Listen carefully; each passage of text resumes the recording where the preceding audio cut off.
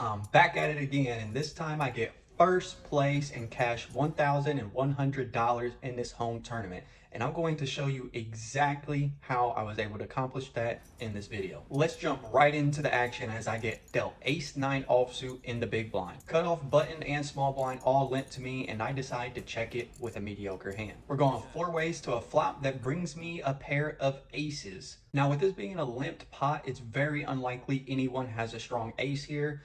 I would imagine these particular players would raise pre-flop with ace-10 or better. So with that being said, I'm going to decide to check it and be deceiving, and the rest of the players check along with me, and we go 4 ways to a turn that brings a king of spade.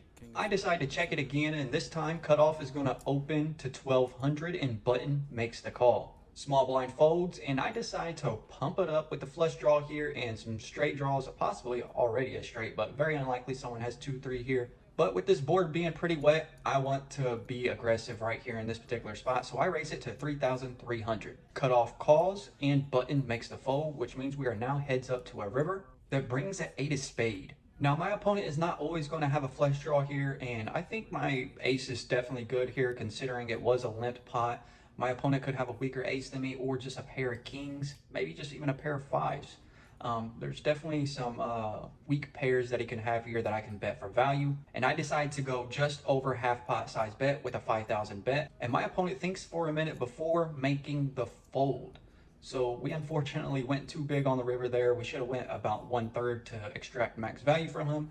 But it's okay, we are learning how this opponent plays, and now we know what to do in the future. Regardless, we take a decent sized pot down, and it's pretty good given this tournament. You're gonna love this one as I make a massive bluff on the river. This time I'm dealt 2 black 6s on the small blind. Hijack, cutoff, and button all limp to me. I decide to limp 2 with only pocket 6s, and big blind is going to check. So we're going 5 ways to a flop that we completely missed. It's a terrible flop for me, so I'm going to check it. Big blind bet 600, hijack calls, and I make the call as well. Now we are 3 ways to a turn. And you might be wondering why I put the call on here, given this is not a very great board for me, and there's a lot of people in this pot that could definitely have a queen or flush draw or something like that. And one of the main reasons why is because the big blind, I have a very, very specific read on this opponent, and that read is he bets big when he's got it, and he bets small when he's worried about his hand and somebody else beating him. And with that being said, I'm going to try to exploit this opponent, but obviously I do got to worry about the other opponent that's in the hijack position. But with him just making the smooth call, it lets me know he's probably just on a draw or not a weak or not a strong hand, because you know he would definitely put in a raise here given the straight draws and flush draws if he had a strong hand, and I don't think he has a very strong hand, so I'm going to make the call and try to exploit these players in this particular spot. The turn brings a 7 of spade, which also brings me a backdoor straight draw, which is pretty good card for me. I block a 6-7 combos. This time I'm going to check it again, and my opponent leads with the same bet of 600. Hijack makes the call again. And of course, I'm going to make the call given the situation like I mentioned earlier. And the river brings a king of club. Not what I really wanted to see, so I'm going to check it again and see what happens. And big blind bets 600 again. He's bet 600 every time on every street. And again, I know this opponent specifically bets big when he's got it, and he loves to shove when he knows he's got a great hand. And when hijack folds, this opens up the opportunity for me to try and get a bluff through. Again, this opponent is showing weakness, as I know when he's got it, he goes all in, and I'm going to put max pressure on him by betting 10,000. So it's going to be 9,400 for him to call, and I can already tell by my opponent's reaction he doesn't like this bet, and just by his words he's not happy at all, and he makes the fold. And then after that, he says he knows he had me beat, and I asked him why didn't he call if he knew he had me beat, and he said because he wasn't willing to take the risk. He said he had 2 pair. So pretty interesting. I got him to fold a 2 pair there. And that's why it's important to understand your opponent's bet sizings and understand when they bet and why they bet. In this particular spot, I was able to read it and exploit it. And that's how we get max value with what we can. This is an interesting one as I get max value from my opponent who thinks I'm trying to bully him and bluff him. And that's why it's so important to have bluffs in your range and to remain balanced in this game. You got to let your opponents know you are willing to bluff, because when you are betting for value, they're sometimes going to think that you are bluffing and you're going to get max value from that. And this is a perfect example as I get dealt king, queen of spades in the low jack position. I'm first to act. It's only six-handed.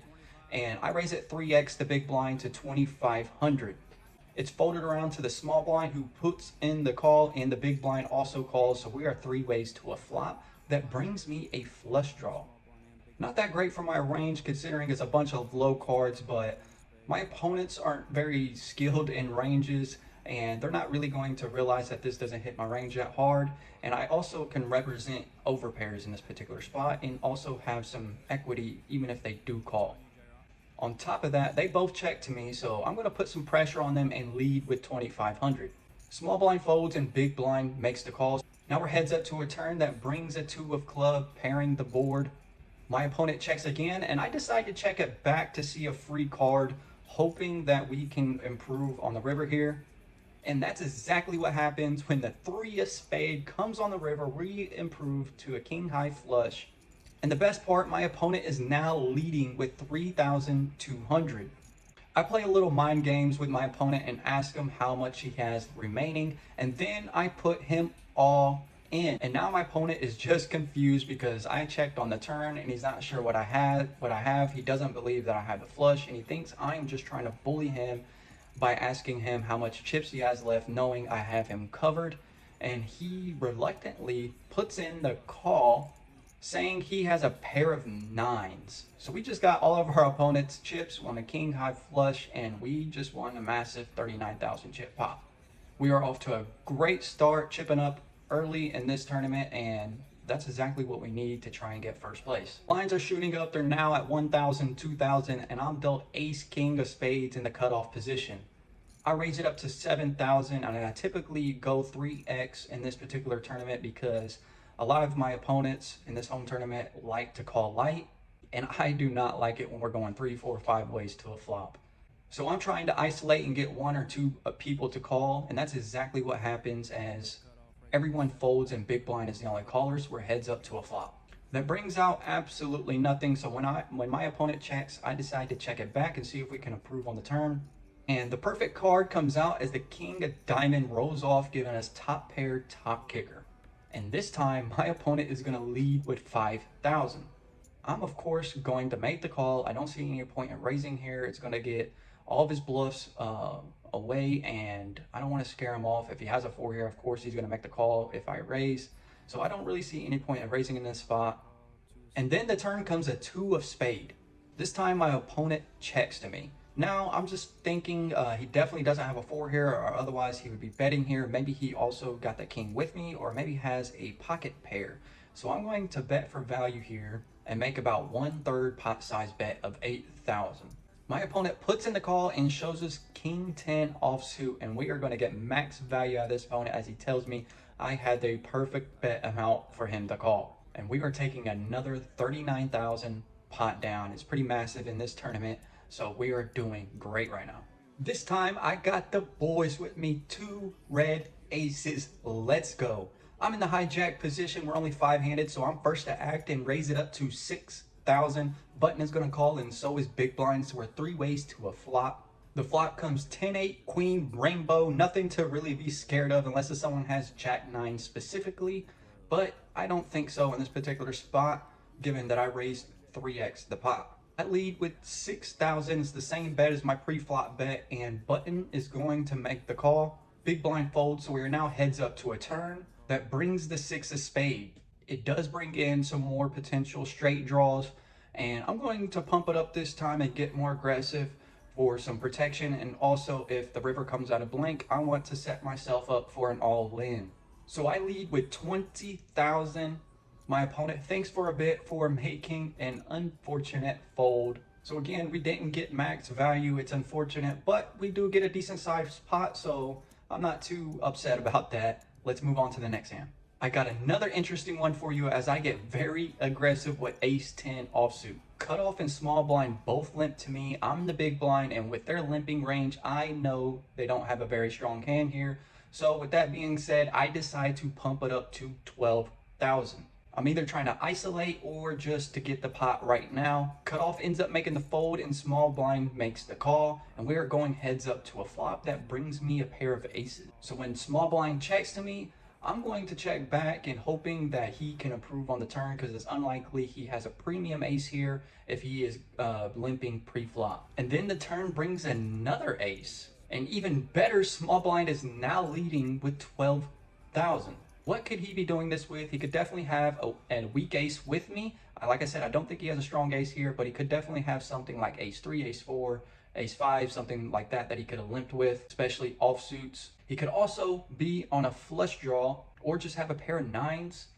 And there's also a small percentage that he just has complete air. But with three of a kind right here, I want to get as much money in the pot so I can set myself up for an all-in. So I get an aggressive bet here to 25,000. And I do this because if he is on a flush draw and the flush doesn't come on the river, then it's unlikely he's going to put any more money in the pot. And like I said, I want to get as much money in as possible. And if he does happen to have an ace here, then it's likely we're going to get it all in on the river.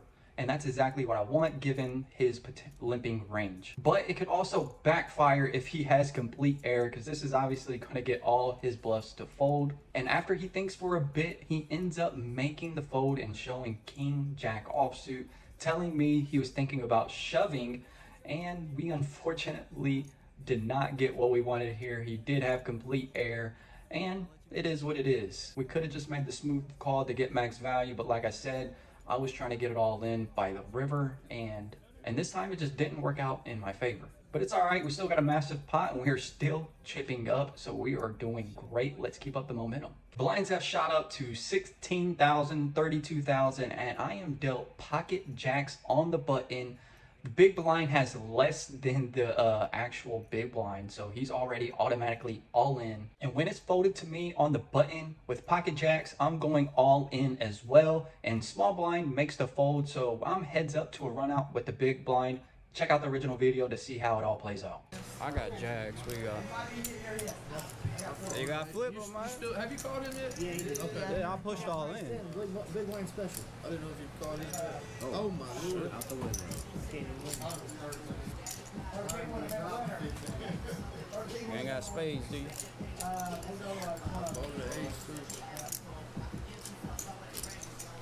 Push them over here, please.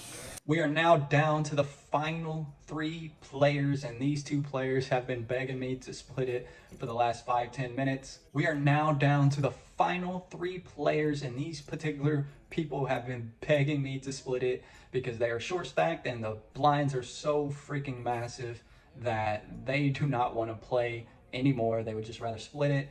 And the nice guy that I am, I decide to go ahead and do it as well.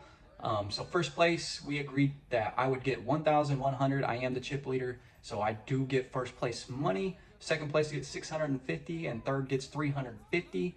It was a $100 entry with a $50 add-on at halftime, so it was a total of $150 to play in this tournament, and I cashed 1,100, so I'm profiting $950. Pretty massive for a 3-hour tournament, and I think that's amazing for 3 hours. So we're building our bankroll. Let's go. That's going to wrap up this tournament. I hope you guys enjoyed it. Leave a comment. Let me know what you guys think, or if you have any questions, I'm happy to answer them. See you guys on the next one. Peace out.